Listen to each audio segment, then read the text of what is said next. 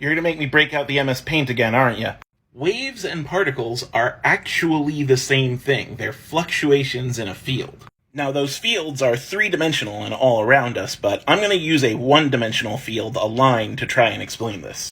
Here is our field. Let's say that's the electromagnetic field. When that field fluctuates, you get a thing. So let's say that field fluctuates like this. This is what I was talking about when I drew the shitty photon earlier. It's all spread out. We say it acts like a wave. And we say it acts like a wave because, well, it looks like a wave. It oscillates up and down, and it's spread out throughout the field. But fluctuations in a field don't have to be that uniform. This fluctuation is not spread out. This fluctuation has a place where all of it is concentrated, right here at the peak. That peak is a particle. But there's no fundamental difference between a particle or a wave. They're both just fluctuations in a field of some sort. The only difference is their shape. A wave is spread out through the field, and a particle is concentrated at a point in the field. So when we say something's a wave or a particle, we're actually not saying it transforms from one thing into another. We are just describing two types of behavior in the same field. It's just what that behavior is like. In fact, all matter and energy is just excitations in fields. Whether it's a particle or whether it's a wave is just how that field is excited.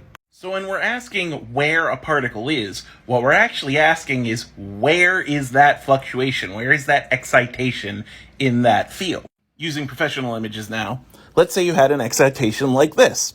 It shows you basically where the particle is. It's where the field is most excited. The field is most excited there, that's where the particle is. But if you had an excitation like this, the particle could be anywhere where there is an excitation in the field, which at this point is spread out like a wave.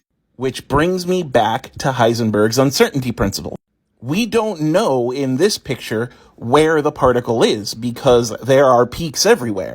But because there are peaks everywhere, we know a lot about the motion of this excitation, the motion of this wave.